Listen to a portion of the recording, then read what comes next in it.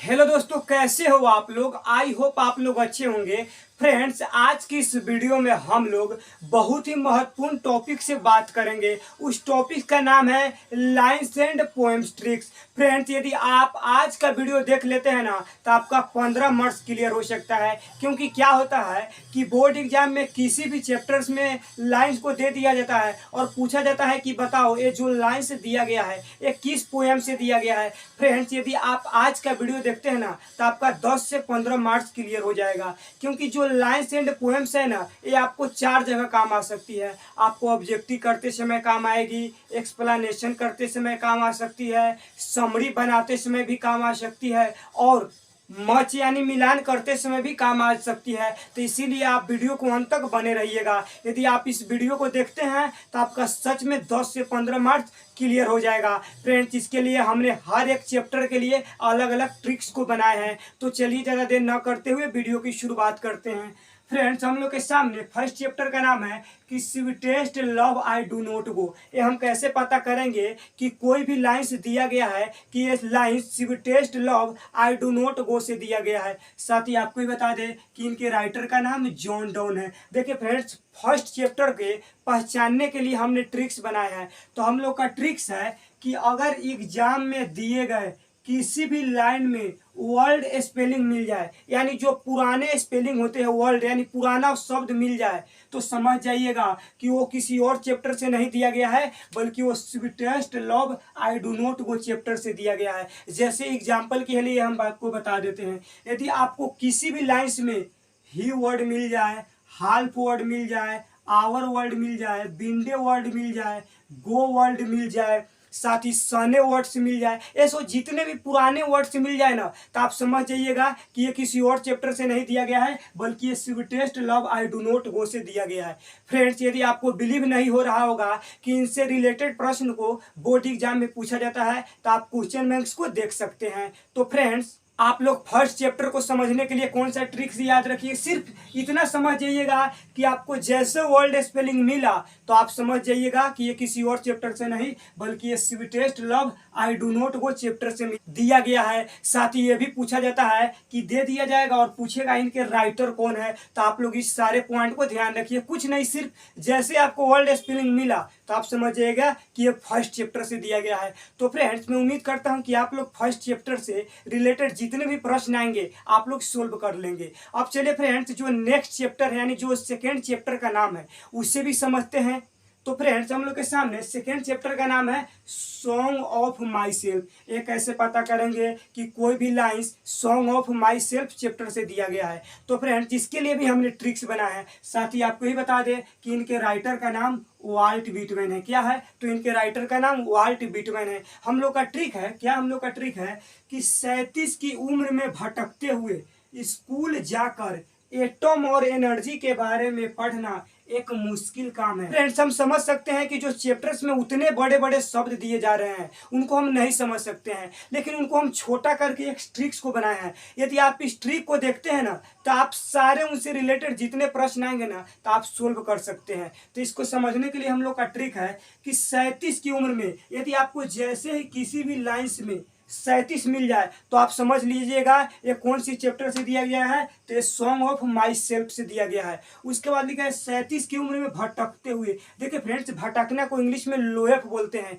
यदि आपको लोएफ वर्ड मिल जाए ना तो आप समझ जाइएगा कि ये किसी और नहीं बल्कि सॉन्ग ऑफ माई सेल्फ से दिया गया है। कह तो रहे हैं आपको, इसको अच्छे तरीके से समझने के लिए आप क्वेश्चन बैंक का सहारा ले सकते हैं। उसके बाद लिखा गया है कि स्कूल जाकर यदि आपको स्कूल वर्ड मिल जाए, फिर एटम वर्ड मिल जाए, एटम और एनर्जी के बारे में पढ़ना, फिर आपको एनर्जी वर्ड मिल जाए, ये सब जितने वर्ड हम आपको बता रहे हैं ना इनसे रिलेटेड प्रश्न को बोर्ड एग्जाम में पूछा जाता है। सिर्फ हम आपको जो इंपॉर्टेंट पॉइंट्स है ना वही हम आपको बता रहे हैं, सिर्फ आप इसी को ध्यान रखिएगा तो आपको इनसे रिलेटेड सारे प्रश्न सोल्व हो सकते हैं। उसके बाद कह रहा है कि पढ़ना एक मुश्किल काम है। देखिए फ्रेंड्स, मुश्किल को इंग्लिश में हजार्ड बोलते हैं। यदि आपको हजार्ड वर्ड मिल जाए तो आप समझिएगा कि ये किसी और चैप्टर से नहीं बल्कि ये सॉन्ग ऑफ माई सेल्फ से चैप्टर से दिया गया है। बस आप लोग इस चैप्टर को समझने के लिए इतना ध्यान रखिएगा, यदि आपको वर्ड में 37 मिल जाए, भटकना को इंग्लिश में लोएफ वर्ड मिल जाए, साथ ही यदि स्कूल वर्ड मिल जाए,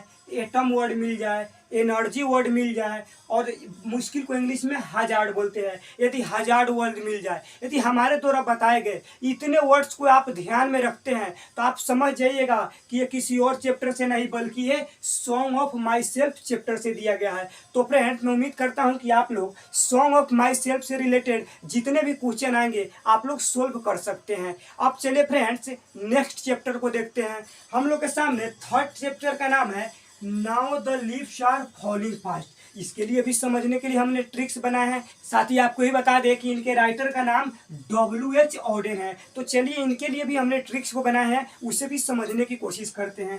फ्रेंड्स हम लोग का ट्रिक है कि उजले पहाड़ पर बैठी हुई नर्स झूठ बोल रही है कि मेरे दाएं बाएं बैठी हुई बुलबुल का खाना ठंडा हो चुका है। यदि आप इस ट्रिक को समझ जाओगे तो आप समझ पाओगे कि जितने भी now the leaves are falling part से क्वेश्चन आते हैं आप उनको समझ पाओगे। ठीक है, तो हम लोग चलिए इसे भी समझते हैं। देखिए फ्रेंड्स, उजला, उजले को इंग्लिश में क्या बोलते हैं? व्हाइट बोलते हैं। यदि आपको व्हाइट वर्ड मिल जाए किसी भी लाइंस में, बहुत सारा लाइंस दे दिया जाएगा, यदि आपको सिर्फ व्हाइट वर्ड मिल गया तो आप समझ लीजिएगा किस चैप्टर से दिया गया है, ये now the leaves are falling fast chapter से दिया गया है। उसके बाद लिखा गया पहाड़।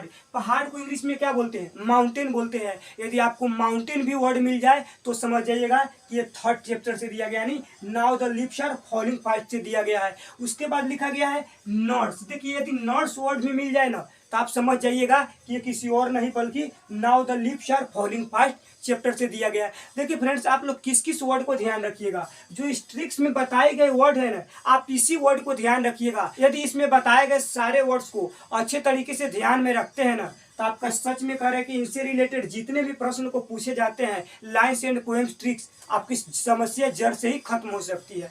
उसके बाद लिखा गया है झूठ बोल रही है। देखिए फ्रेंड्स, झूठ को इंग्लिश में फॉल्स बोलते हैं। यदि आपको फॉल्स भी वर्ड मिल जाए किसी भी पोएम्स में तो आप समझ जाइएगा कि ये now the leaves are falling fast से दिया गया है। उसके बाद बोल रही कि मेरे दाएं बाएं। देखिए दाएं बाएं की इंग्लिश में क्या बोलते हैं? Right and left. यदि आपको राइट एंड लेफ्ट वर्ड मिल जाए तो आप समझ जाइएगा कि ये थर्ड चैप्टर से दिया गया है। उसके बाद लिखा गया है बुलबुल। देखिए बुलबुल को इंग्लिश में बोलते हैं नाइटिंगेल। ये प्रश्न को कई बार बोर्ड एग्जाम में पूछा जा चुका है। यदि आपको नाइटिंगेल वर्ड जैसे किसी पोएम्स में मिल जाए तो आप समझ जाइएगा कि ये किसी और नहीं बल्कि ये now the leaves are falling fast poem से दिया गया है। उसके बाद लिखा गया खाना। खाना को इंग्लिश में क्या बोलते हैं? खाना को बोलते हैं फूड। यदि फूड वर्ड मिल जाए। उसके बाद है ठंडा। देखिए ठंडा को इंग्लिश में कोल्ड भी बोला जाता है और फ्रीजेस भी बोला जाता है। तो आप लोग फ्रीजेस वर्ड को ध्यान रखिएगा, क्योंकि यदि आप इसे ध्यान रखते हैं तो इनसे रिलेटेड प्रश्नों को पूछा जाता है। कुछ नहीं, लोग तीसरे चैप्टर को समझने के लिए ज़्यादा वर्ड को नहीं, बस उजले को व्हाइट, पहाड़ को इंग्लिश में माउंटेन बोलते हैं, नर्स वर्ड को ध्यान में रखिएगा। साथ ही झूठ बोल रहे हैं, झूठ को क्या बोलते हैं? फॉल्स वर्ड को ध्यान में रखिएगा। दाएं बाएं यानी राइट लेफ्ट को ध्यान में रखिएगा। उसके बाद बुलबुल। बुलबुल को इंग्लिश में क्या बोलते हैं? नाइटिंगेल बोलते हैं। यदि जैसे आपको नाइटिंगेल मिल जाए तो आप समझ जाइएगा कि ये now the leaves are falling fast chapter से दिया गया है। उसके बाद ठंडा को इंग्लिश में फ्रीजेस बोलते हैं। यदि आपको किसी भी लाइन्स में फ्रीजेस वर्ड मिल जाए तो आप समझिएगा कि ये now the leaves are falling fast chapter से दिया गया है। तो आई होप, मैं उम्मीद करता हूँ कि जो now the leaves are falling fast chapter है इनसे रिलेटेड जितने भी प्रश्न आएंगे लाइन्स एंड पोएम में तो आप लोग सोल्व कर पाइएगा। अब चलिए फ्रेंड्स नेक्स्ट चैप्टर के देखते हैं।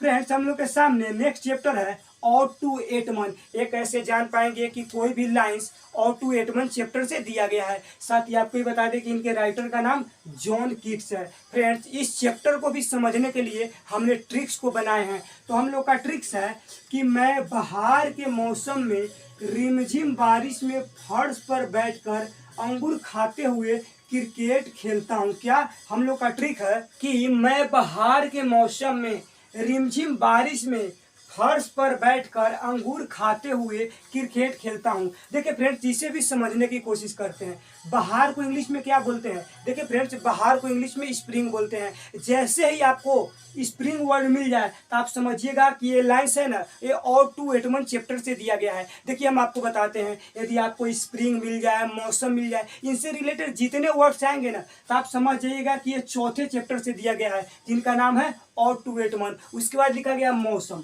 मौसम को इंग्लिश में क्या बोलते हैं? सीजन। यदि आपको सीजन वर्ड मिल जाए तो समझिएगा कि ऑट टू एटमन से दिया गया है। उसके बाद लिखा गया है रिमझिम बारिश में।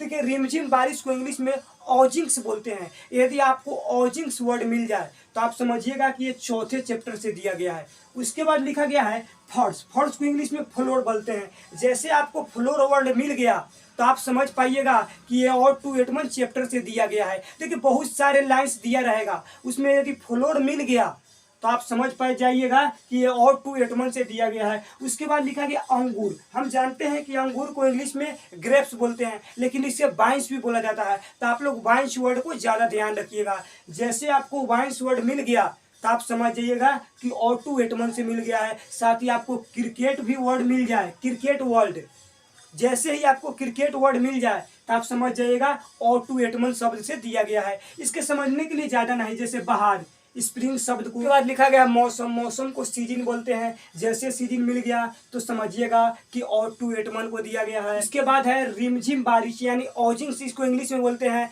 तो यदि ऑजिंग्स वर्ड मिल जाए तो आप समझिएगा इनसे दिया गया है फॉर्स यानी फ्लोर, और अंगूर को बोलते हैं वाइन्स। यदि आप इन सारे वर्ड को किसी भी चैप्टर्स में मिल जाए यानी किसी भी लाइन्स में मिल जाए तो आप समझिएगा कि ये किसी और चैप्टर से नहीं बल्कि और 281 चैप्टर से दिया गया है। हम बार बार आपको कह रहे हैं कि इसको समझना है तो आपको क्वेश्चन बैंक का सहारा लीजिए, आपको अच्छा तरीके से समझ में आ जाएगा। हम ये कह सकते हैं कि यदि आप इस वीडियो को अंत तक देखिएगा तो आपको लाइन्स एंड पोएम्स की समस्या ना जड़ से खत्म हो जाएगी। अब चलिए फ्रेंड्स हम नेक्स्ट चैप्टर के बारे में जानते हैं।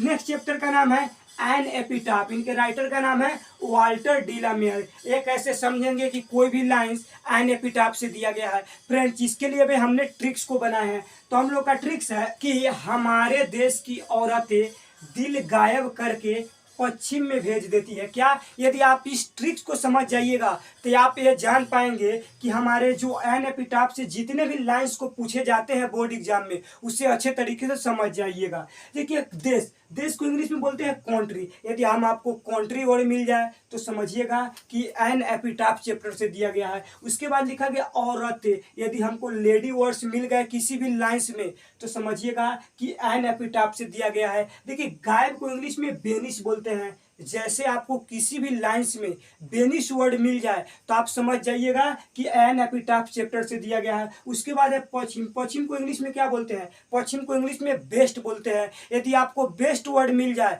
तो आप समझ जाइएगा कि एन एपिटाफ चैप्टर से दिया गया है। एन एपिटाफ चैप्टर से समझने के लिए ज़्यादा कुछ नहीं, सिर्फ 2-4 ऐसे वर्ड है जिसको आपको ध्यान में रखना है। जैसे कंट्री, औरत यानी लेडी वर्ड, उसके बाद गायब को बेनिश बोलते हैं, उसके बाद पश्चिम को बेस्ट बोलते हैं। यदि ये सब सारे वर्ड जिस भी लाइंस में मिल जाए तो आप समझ जाइएगा कि ये किसी और चैप्टर से नहीं बल्कि एन एपिटाफ चैप्टर से दिया गया है। फ्रेंड्स इसके बाद मेरा एक पार्ट 2 वीडियो भी बनेगा। यदि आपने पार्ट 1 और पार्ट 2 वीडियो दोनों को अच्छे तरीके से देख लेते हैं तो हम ये कह सकते हैं कि आपका 15 मार्क्स मुट्ठी में आ जाएगा। तो फ्रेंड्स बस आज की इस वीडियो में इतना ही। तब तक के लिए जय हिंद।